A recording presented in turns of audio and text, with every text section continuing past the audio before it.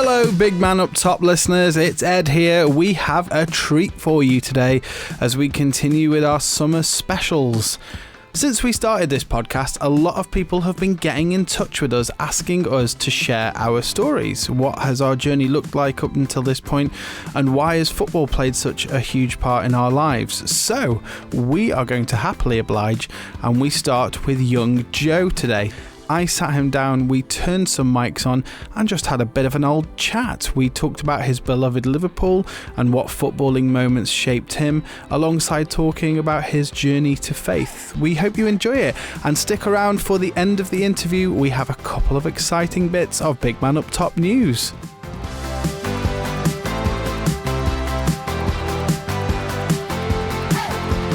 How are you doing, Joe?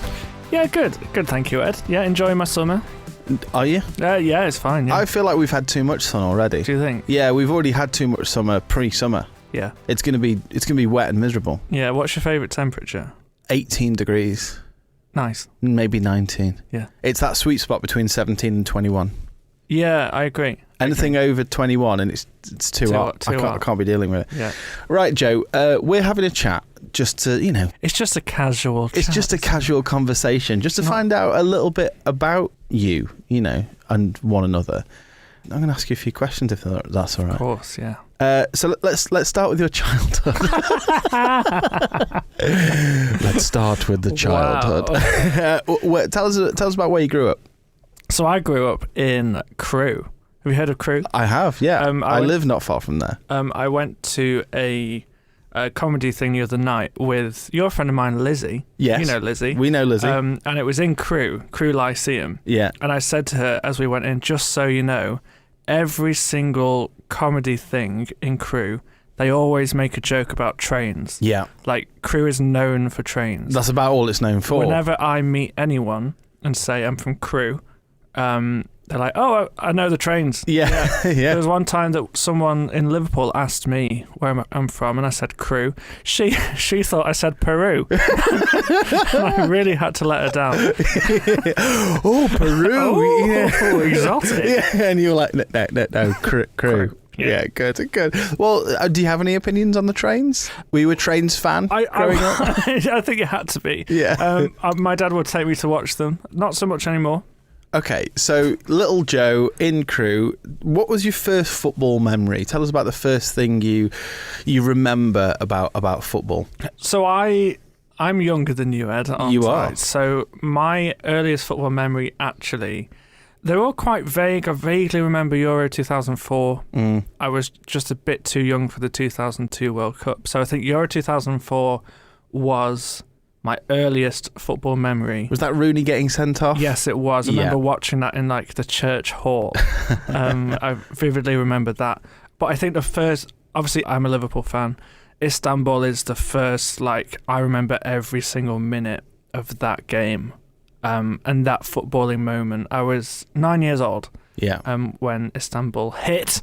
And that's the first core footballing memory. I know it's such a basic Liverpool fan answer, but that genuinely is the first core memory I have. Well, it was such a crucial moment in their history, in their recent history. So I think, undeniably, if that was one of the first things you remember seeing, that will stick with you for a long time. Absolutely. I was sent to bed at half time.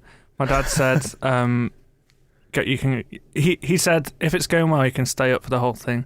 Obviously, it wasn't going well. So 3-0 down, sent to bed. I was like, oh, never mind. Then I missed the first comeback goal, the Gerrard header. Yeah. And then when Vladimir Smica scored, Dad ran back up and said, "You've got to come down. It's happening." So you missed 2 of the 3 goals? Yeah, great. I missed 2 or 3 goals, but it was 3 goals in 6 minutes, wasn't it? So Dad had to quickly come up, came back down, penalty. Yeah. This is it. Wow, so goodness me. I was then allowed to stay up and watch the rest of the game. Very kind. Yeah, lovely. Well, okay, so that leads me on to my next question. Why Liverpool? Well, my family are from Liverpool. My dad grew up there. His parents grew up there.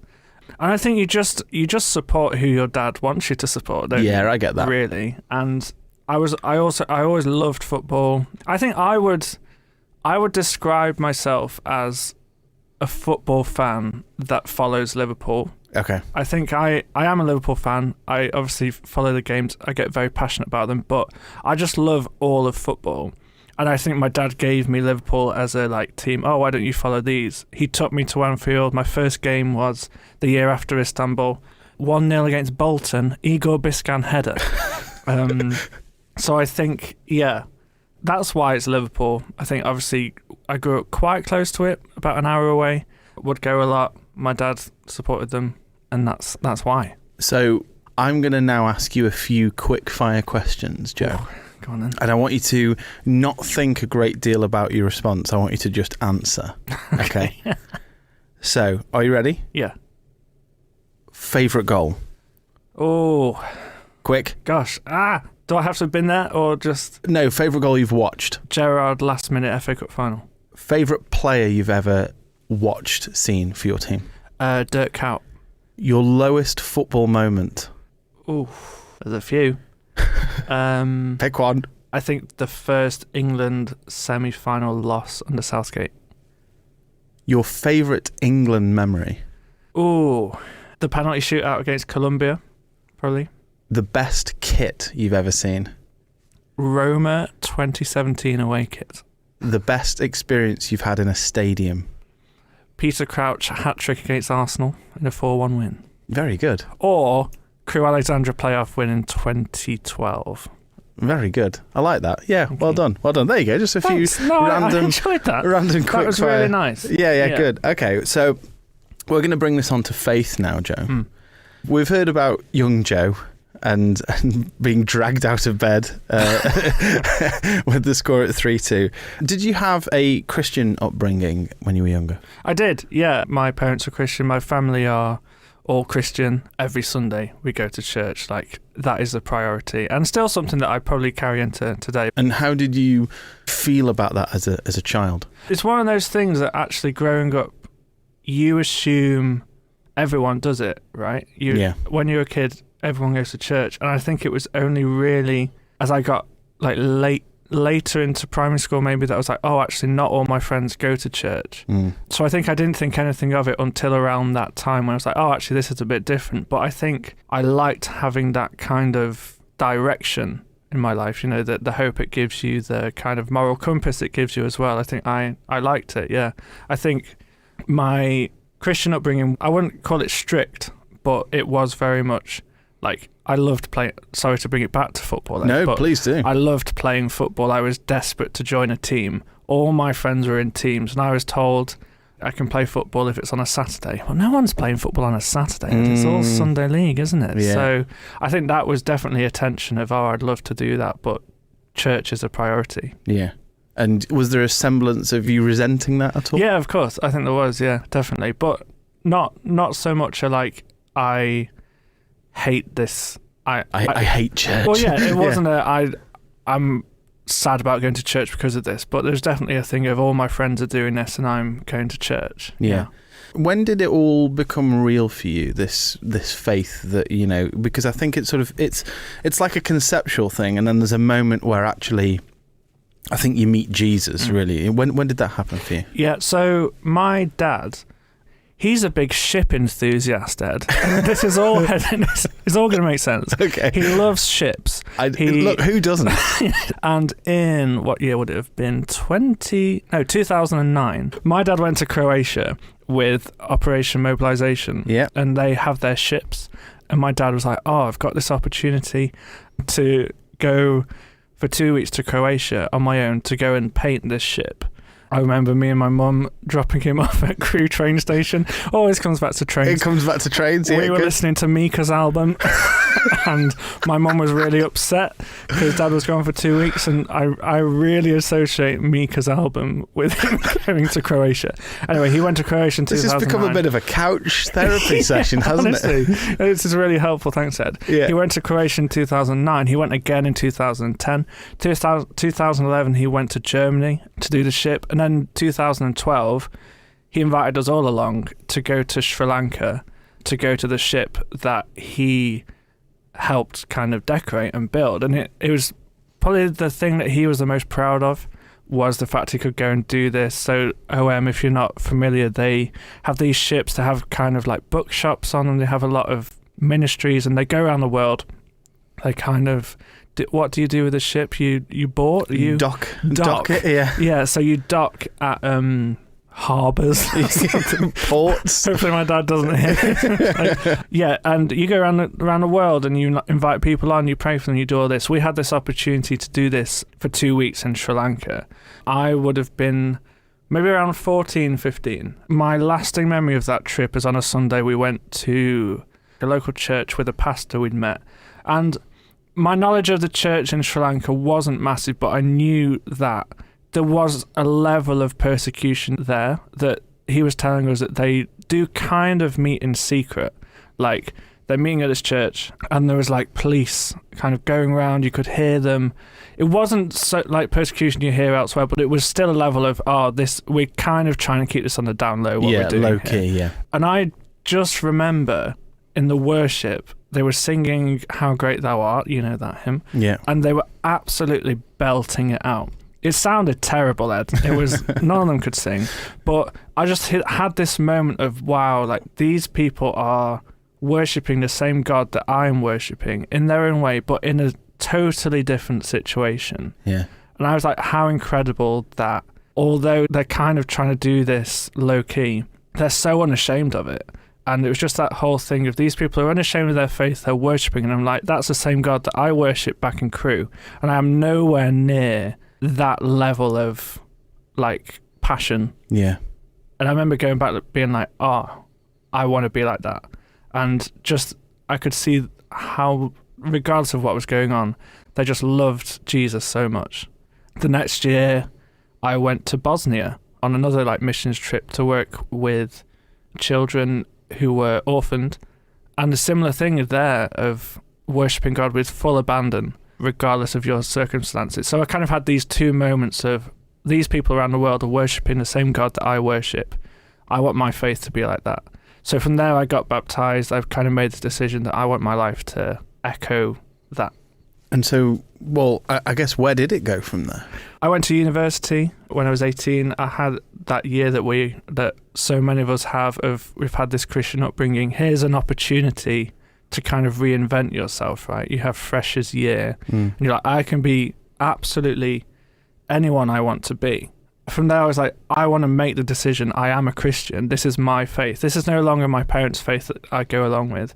This is my faith that I'm going to claim for myself. Yeah. So I made that active decision to be like, I'm a Christian. This is how I live my faith. These are my morals. I wasn't necessarily great to start with at talking to my flatmates. I'm quite a socially anxious person. I remember one guy in like the second week was asking me where I'm going on a Sunday. I'm off to meet a mate. That's what I said. I didn't have any mates at the time. And I remember being like, that was a great opportunity. Yeah. But yeah, I think from there I grew confidence, and yeah, I think that's where it kind of led me in my faith to be like, this is who I am. And as we sort of bring this into land, really, where do you feel like God is leading you now, and where has that journey continued on to, and what can you sort of see, God leading you into? Big question, Ed.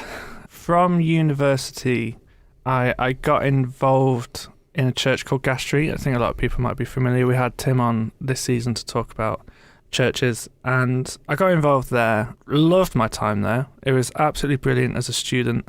Made loads of friends, made a real community. And from there, I had some great opportunities. I played keys, I played in the worship team. I had some incredible opportunities to play around the world, do various different events. And that was awesome. But I've moved into a season now where I've got married 3 years ago, kind of settled away from Gas Street into a local community church. And I'm really thinking about what it means to have a community where I am, where I live. Kind of done the whole big church thing, loved that, ready for a new season of what it means to have community where you are. So I think God is kind of leading me in a place where he's teaching me what that is and what is community, what can I bring to a community, what can I gain from a community. And I think, I'm excited to see how that helps me grow spiritually. And just to bring this back round to football, we obviously host the Big Man Up Top podcast. We do, yes. Why was that something you wanted to do, or something that was important for you to do? Because it's quite a lot of work for us to do it every week, isn't it? Yeah, it is, but we absolutely love it. I think we often joked that before we started this, we'd spend way too much time on a Monday talking about football, talking about what happened that weekend, and then we decided to do it officially. Football is such an incredible leveller with people. I think I'd imagine early on meeting you, football came up. One of us probably said, do you like football? And here we are.